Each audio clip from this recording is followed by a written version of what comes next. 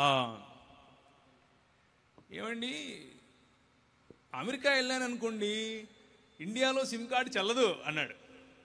అలాగే అమెరికా వాళ్ళు ఇక్కడికి వచ్చారనుకోండి, ఇండియాలో ఎయిర్టెల్లో ఐడియానో కొనుక్కొని వేసుకోవాలి, అక్కడ సిమ్ కార్డు ఇక్కడ చెల్లదు అన్నాడు. దీన్నే ఏమంటారు అని అంటే బుద్ధి లేనితనం అంటారు. మార్కెట్లో దొరికే ప్రోడక్ట్లు చైనా తయారు చేసి అమ్మినట్లు, లేకపోతే మన ఇంట్లో కూర్చొని తయారు చేసి అమ్మినట్లు చేయటానికి దేవుడు మనము చేసుకున్నవాడు కాదు. దేవుడు ఆయన స్వయంభూ అయిన వాడు. ఇంతవరకు పెద్దలు చెప్పినట్లుగా ఆయన ఒక భూభాగానికి, ఒక ఎథ్నిసిటీ అంటే ఒక జాతికి, ఒక జాత్యాహంకారానికి లోబడి ఉండే ఒక వస్తువు కాదు. ఆయన సార్వత్రికుడు.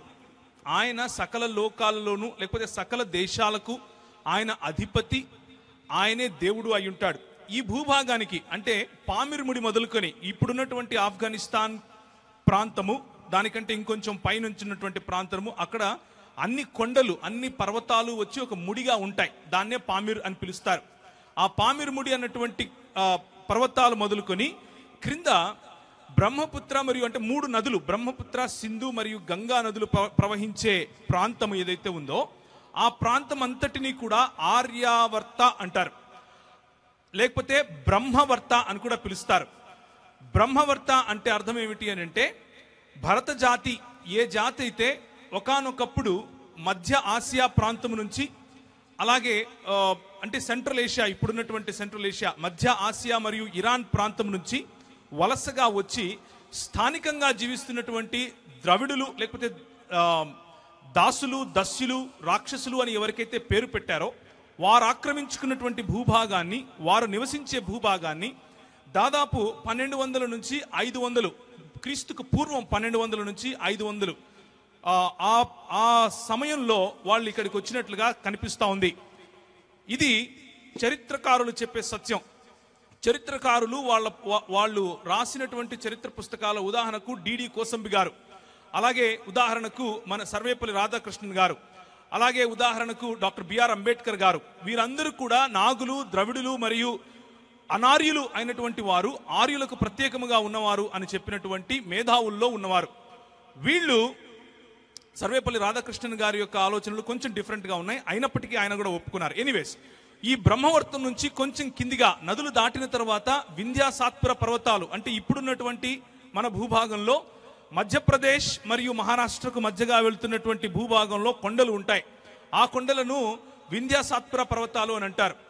ఈ ఆర్యావర్తం నుంచి దాటుకుని బ్రహ్మ తల నుంచి వచ్చినటువంటి బ్రాహ్మణుడు మాత్రం బ్రహ్మవర్తం అయినటువంటి ఈ నదుల మధ్యలోనే, అంటే పైన హిమాలయ పర్వతాలు, ఇటు రైట్ హ్యాండ్ సైడ్ బంగాళాఖాతము, లెఫ్ట్ హ్యాండ్ సైడ్ పామిరుముడికి ఉన్నటువంటి ఈ కొండలు, కేవలం ఈ భూభాగంలో నివసించటమే వారికి అదే పుణ్యమైనటువంటి భూమి అని నమ్మారు. ఆ పుణ్యమైనటువంటి భూమిలోనే నివసించాలి అని నమ్మారు. కానీ మెల్లిమెల్లిగా ఆ మిగిలిన భూభాగాన్ని కూడా ఆక్రమించుకుంటూ ఆర్యావర్తంగా వింధ్యా సాత్పుర పర్వతాల వరకు కూడా వాళ్ళు స్ప్రెడ్ అయినట్లుగా చరిత్ర చెబుతూ ఉంది.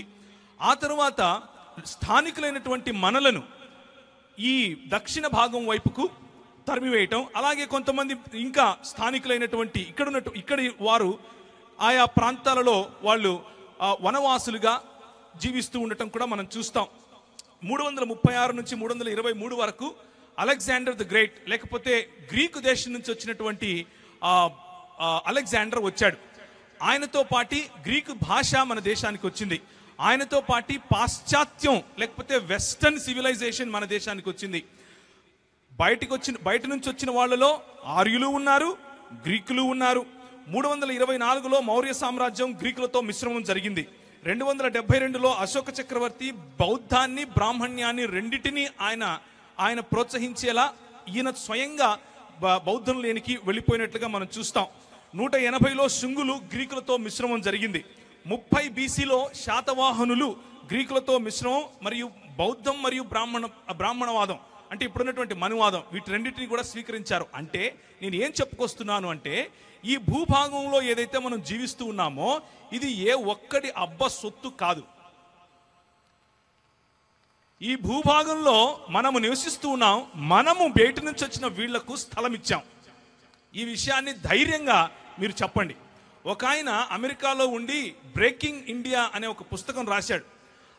ఆయన పెద్ద పెద్ద మాటలు చెప్తూ ఉంటాడు, పెద్ద పెద్ద డిబేట్లు చేస్తూ ఉంటాడు.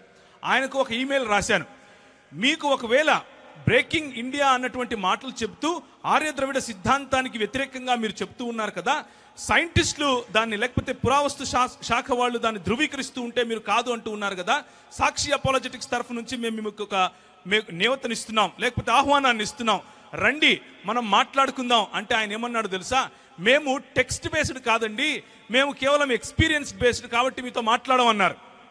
ఇది వాళ్ళ అకాడమిక్ స్టాండర్డ్. మీ ఊరు ఆయనేమో సిమ్ కార్డుతో దేవుని పోలుస్తాడు, అమెరికాలో కూర్చుని అమెరికాలో ఉండి మనువాదాన్ని మన పైన రుద్దాలి అని చూసే విదేశీ హిందువులు మన పైన ఏం చేయాలని చూస్తున్నారు, ఆధిపత్యం చేయాలని చూస్తున్నారు. ఇది విభజించి పాలించే వాళ్ళకున్నటువంటి ప్రణాళికలో ఒక భాగం.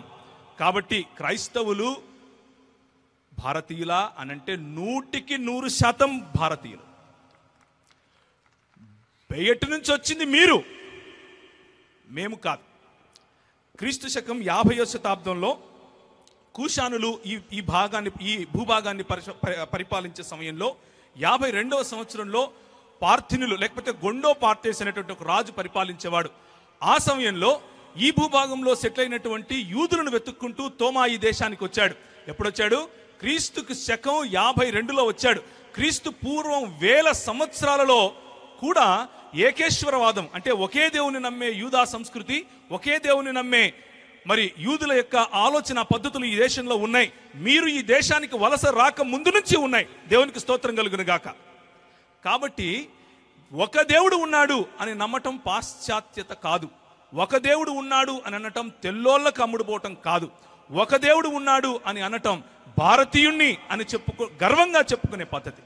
ఒక దేవుణ్ణి నమ్మటం ఆనాడు సొలొమోను 1000 సంవత్సరాల క్రితం క్రీస్తు పూర్వం ఈ ఓఫీరు అనే ప్రాంతం నుంచే కోతులను, నెమళ్లను మరియు దాన్ని ఏమంటారు స్పైసెస్, ఇండియన్ స్పైసెస్ను, బంగారాన్ని ఆయన దిగుమతి చేసుకున్నట్లుగా బైబిల్ దేవుని వాక్యం ఈరోజు చెప్తా ఉంది మనకు.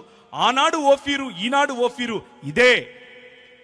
మనకు మరియు యేసుక్రీస్తు పుట్టినటువంటి ఆ గడ్డకు ఉన్నటువంటి సంబంధం వీళ్ళలాగా వలసొచ్చింది కాదు, దిగుమతి చేసుకుంది కాదు. 1000 సంవత్సరాలుగా చరిత్రలో పునాదుల్లో మనం ఇముడుకుని ఉన్నాం. కాబట్టి సార్ బెన్హర్ గారు, నేను అమ్ముడుపోలేదు, మీరు అమ్ముడుపోలేదు. మనం ఈ గడ్డలో పుట్టిన వాళ్ళం. ఇది మన దేశం. ఈ దేశం కోసం మన ప్రజలు ప్రాణం పెట్టారు, మన నాయకులు ప్రాణం పెట్టారు. ఈ దేశంలో మన స్త్రీలకు పైవస్త్రం వేసుకోకూడదు అని వాళ్ళ పైన కుల వివక్ష చూపిస్తే వాళ్ళను పునరుద్ధరీకరించింది ఎవరు? క్రైస్తవులు కాదా? అప్పుడేమో మనం ఈ దేశస్తులమా? ఇప్పుడు కాదా? అడిగే వారిని తిరిగి ప్రశ్నించండి. తిరిగి ప్రశ్నించిన రోజు అడిగేవాడికి సమాధానం లేకుండా పోతుంది. దేవుడి మాటలను ఆశీర్వదించును గాక.